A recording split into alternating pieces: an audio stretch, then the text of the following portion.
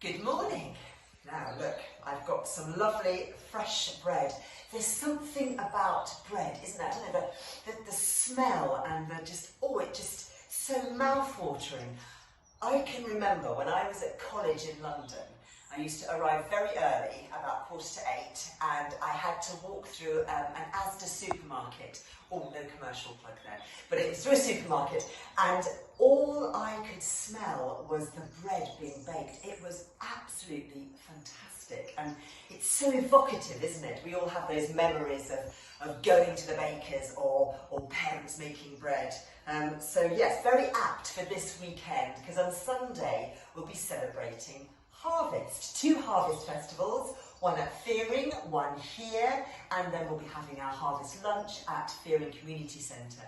And actually yesterday at Teddy Bear Club we celebrated Harvest, and we had, look here, one of my creations, Squeak, the harvest mouse. Yes, that's a tail, not a ribbon, Sarah. And came out and learned all about harvest, going into the church and watching people share their gifts and share the bread together. And that also made me think about what's happening in a week, which is I will be ordained priest at St. Peter's in Coggeshall and sharing the bread. So being a priest, what does that mean?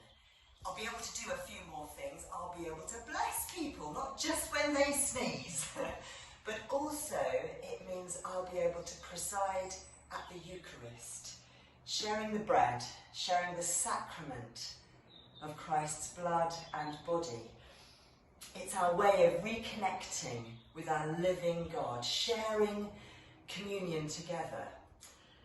And at the priesting, something very special happens. The Bishop Roger, doesn't just lay his hands on our head, he will anoint our hands. And I think that's a wonderful thing, something very special about our hands being set apart for God, to do God's work, but also to share the bread, to offer the bread at communion. And although Simon and I have been practicing, just to make sure I don't whop the chalice on the floor or drop the bread, I don't think anything can actually prepare you for the first time when you share communion, when you preside at the Eucharist. But I know it will be an amazing honour and privilege. And I just want to thank everybody in these communities for all the love and support and encouragement you have shown me in the last year to help me get to this next place.